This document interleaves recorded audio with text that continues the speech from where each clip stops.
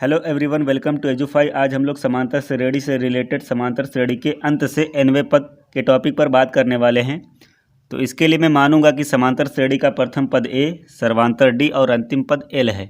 तो मैं लिखूंगा माना समांतर श्रेणी का प्रथम पद a, सर्वांतर d और अंतिम पद l है। तो जब समांतर श्रेणी का प्रथम पद a और सर्वांतर d हो, ठीक है, तो प्रथम पद अगर मैं a लिखता हूँ, सर्वांतर क्या है d। अब अगर दूसरा पद मुझे प्राप्त करना होता है तो प्रथम पद में सर्वांतर जोड़कर प्राप्त किया जाता है, तो a प्लस d। इसके अगला वाला जब हम पद ज्ञात करेंगे तो उसमें a प्लस डी में d और जोड़कर प्राप्त किया जाएगा, तो a प्लस 2d। अब अगर हम चौथे पद को ज्ञात करना चाहते हैं तो a प्लस 2d में d जोड़कर चौथा पद ज्ञात करेंगे, तो क्या हो जाएगा a प्लस 3d। और ऐसे ही ये समांतर श्रेणी प्राप्त होगी। अब यहाँ पर मैंने अंतिम पद l माना था, ठीक है, तो अंतिम पद से पहला वाला पद क्या होगा। अंतिम पद अगर l है तो उसके पहला वाला पद क्या होगा। अंतिम पद से यहाँ पर d घटाकर उसके पहला वाला पद प्राप्त किया जाएगा, तो अंतिम पद से उसके पहला वाला पद l माइनस डी होगा ना, और अंतिम पद मैंने क्या माना है l। तो ये समांतर श्रेणी हो गई, ठीक है। अब इस समांतर श्रेणी को जब हम देखते हैं तो इसमें प्रथम पद a है और अंतिम पद l है। तो ये कब है, जब हम समांतर श्रेणी को बाईं ओर से दाईं ओर की तरफ पढ़ते हैं, तब प्रथम पद a होगा और अंतिम पद l होगा। लेकिन जब हम अंत से देखेंगे और अंत से हम पीछे की ओर आएंगे, ठीक, मतलब दाएं से बाएं की ओर आएंगे, तो मुझे प्रथम पद l मिलेगा, मतलब अंत से पहला पद मुझे क्या मिलेगा l, दूसरा पद क्या मिलेगा अंत से l माइनस डी, ठीक है। और ऐसे ही ये यहाँ पर अंत से अंतिम पद होगा a, ठीक है। तो मैं लिखूँगा अंत से प्रथम पद।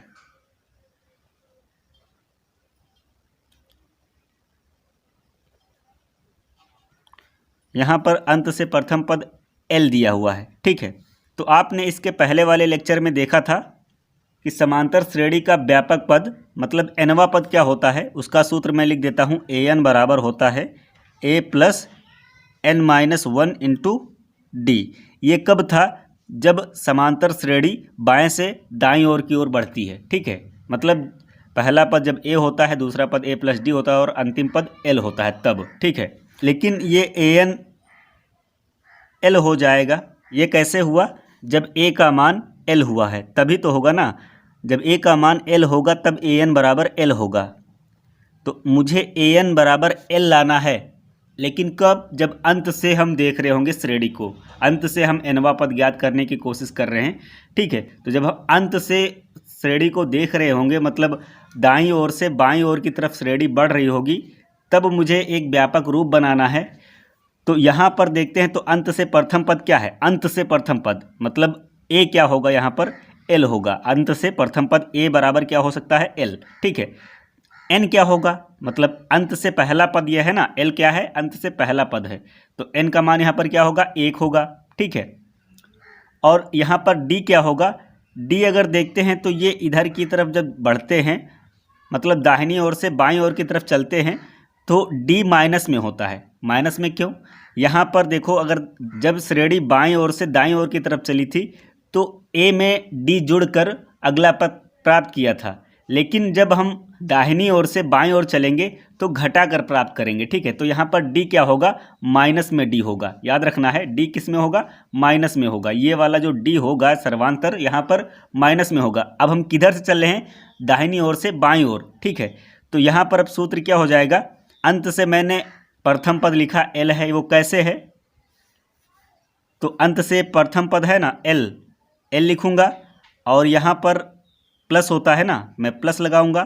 n की जगह पर 1 आएगा, n की जगह पर 1 आएगा क्योंकि ये अंत से पहला पद है।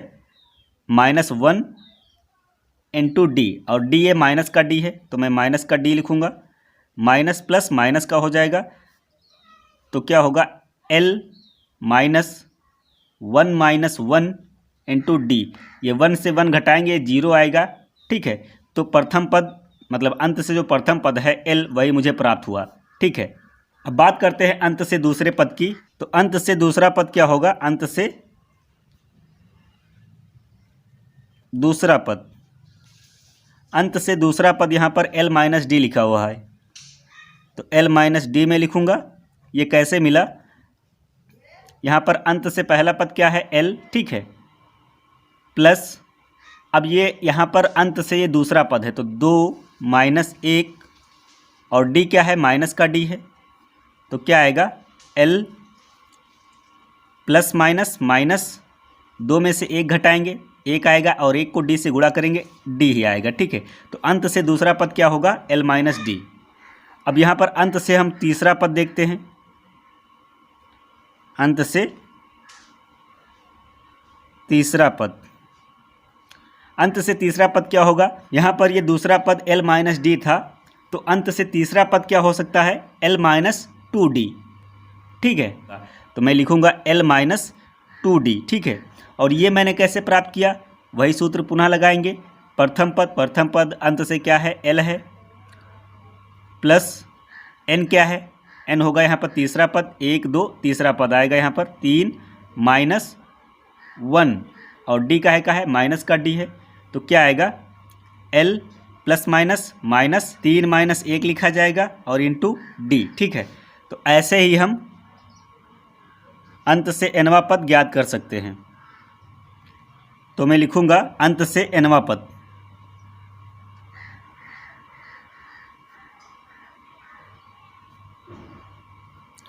बराबर क्या होगा? प्रथम पद अंत से देखते हैं, तो ये प्रथम पद है, मैं प्रथम पद लिखूंगा। अब यहाँ पर देखो सब माइनस का आ रहा है, ठीक है ना, यहाँ पर ये भी प्लस माइनस माइनस का हो जाएगा, मतलब माइनस का आएगा। ठीक है, ये माइनस होगा और n माइनस 1, मतलब अंत से एनवा पद ज्ञात कर रहे हैं ना, तो n माइनस 1 और ये d। ठीक है, ये कैसे प्राप्त हुआ है? लिखते हैं फिर से। l ये प्लस में होगा, एनवा पद देख रहे हैं, तो मैं लिखूंगा n माइनस 1 इंटू डी का है माइनस का, और ये प्लस माइनस क्या हो गया है? माइनस, तो l minus n minus 1 into D. ठीक है, ये अंत से एनवा पद ज्ञात करने का एक तरीका है। तो आई होप आप लोगों को वीडियो पसंद आया होगा। अगर वीडियो पसंद आया तो वीडियो को लाइक करें और चैनल को सब्सक्राइब करें। Thank you.